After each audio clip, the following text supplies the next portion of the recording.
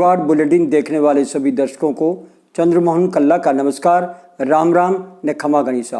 हम समाचार शुरू करें उसके पहले एक दुखद सूचना आपको दे दें कि फिल्म जगत के सुपरस्टार सुशांत सिंह राजपूत ने आज आत्महत्या करके अपनी यह लीला समाप्त कर ली है।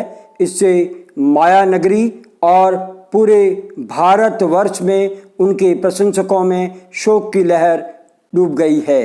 पुलिस ने शव अपने कब्जे में लेकर के जांच शुरू की है। मारवाड़ बुलेटिन की ओर से इस महान कलाकार को हार्दिक श्रद्धांजलि। अब समाचार। राजस्थान में राजनीतिक घटनाक्रम तेजी से घूमा है और एक बार फिर मुख्यमंत्री अशोक गहलोत चाणक्य के रूप में सामने आए हैं। कारण जो भारतीय जनता पार्टी और आरोप है कि उप मुख्यमंत्री सचिन पायलट के बीच में जो कुछ चल रहा था वो अशोक गहलोत ने हाई कमान के सामने पत्ते खोल करके एक मुहिम को विराम दिला दिया है।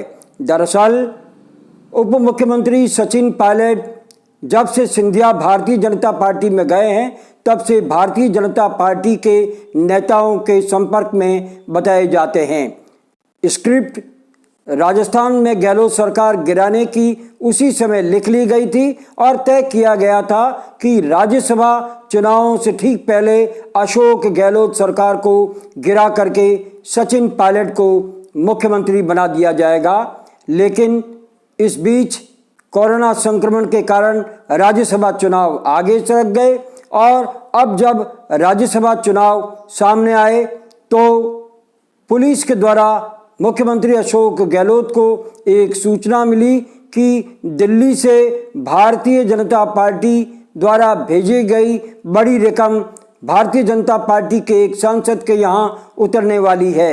मुख्यमंत्री अशोक गहलोत के कान खड़े हो गए और उन्होंने अपने सभी विधायकों की तुरंत आपात बैठक बुलाई और उसके साथ ही निर्दलीय विधायकों को लेकर के वे होटल में बाड़ाबंदी करके जाकर के बैठ गए और हाई कमान को इसकी सूचना दी। हाई कमान ने भी पर्यवेक्षक भेजे तो पटाक्षेप होता नजर आया। अपनी हार देखते हुए उप मुख्यमंत्री सचिन पायलट तुरंत प्रभाव से सक्रिय हो गए और वे सरकार के पक्ष में बोलने लगे ताकि उनके ऊपर आरोप नहीं लगे। लेकिन हाईकमान के सामने उन्होंने और उनके पक्ष के विधायकों ने स्पष्ट कर दिया कि हमसे कोई खरीद फरोख्त की बात नहीं हुई है, ये केवल आशंकाएं हैं।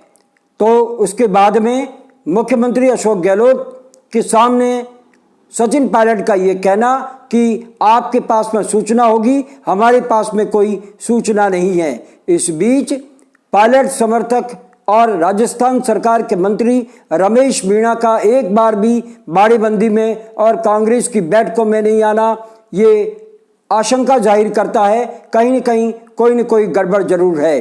सचिन पायलट गुट के विश्वेंद्र सिंह और अन्य नेता भी इसमें सक्रिय बताए जाते हैं। बताया जा रहा है कि यह तय हुआ था कि सचिन पायलट 12 कांग्रेस के विधायकों को लेकर के आएंगे और कांग्रेस को छुड़वाएंगे, तो दूसरी ओर भारतीय जनता पार्टी निर्दलीय विधायकों को लेकर के आएगी।